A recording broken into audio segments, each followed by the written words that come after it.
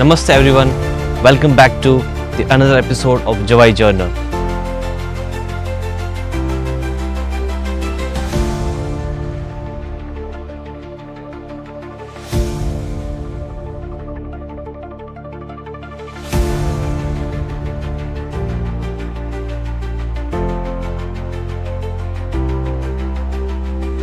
So before we begin this week's wildlife update, I would like to share something important. So Jawai has become one of the India's most popular wildlife destinations, and every weekend we welcome visitors from across the country and around the world.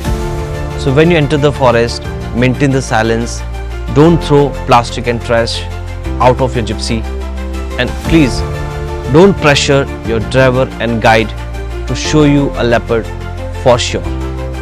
A safari is never just about seeing one animal. So if your only goal is to tick off a leopard sighting, a zoo can show you a leopard. But the wild teaches something much deeper: the patience, observation, respect, and an appreciation for every living creature. Enjoy the journey, the changing light, the birds, the landscape, and every moment the forest offers. So that's what makes a safari unforgettable. So now we talk about Jawai's monsoon. This year the rainfall has been very less, and we are still hoping for more rain during August and September.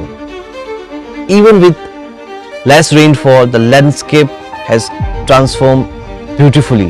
The Aravalli hills are covered in fresh green vegetation, seasonal grass are growing, and the entire region feels alive.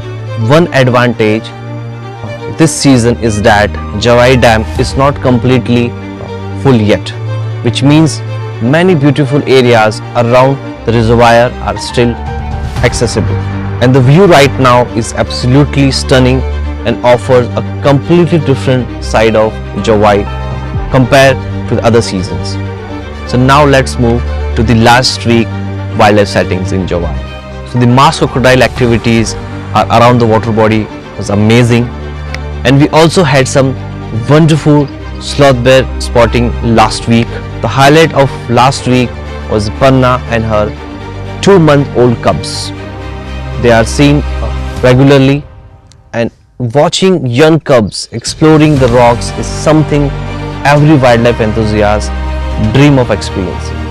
Aravalli and her 2 cubs has been giving wonderful spottings, and perhaps the more exciting news, we have received reports that Neelam had given her 9th litter, but we have not confirmed the cubs ourselves yet. But our tracking team will continue monitoring the area carefully over the coming weeks.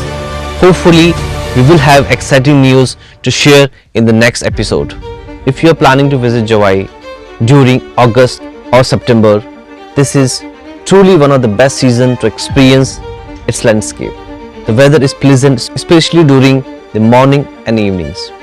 Because temperature remain comfortable throughout the day, this is also a great time to enjoy full day safari. So if you are packing for a Jawai trip in monsoon, I will recommend few things to carry: a light raincoat, a hat for sunny spills, and waterproof bags to protect your camera gears.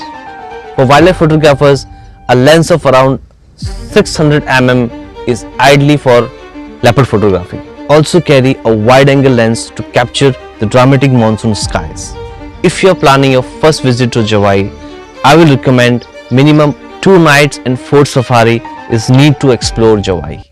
So that's give you enough time to enjoy for safaris, experience different habitat, and significant improve your chances of seeing the incredible wildlife Jawai has to offer. Every safari is different, and that's what the beauty of wild. So that's all for this week Jawai Journal.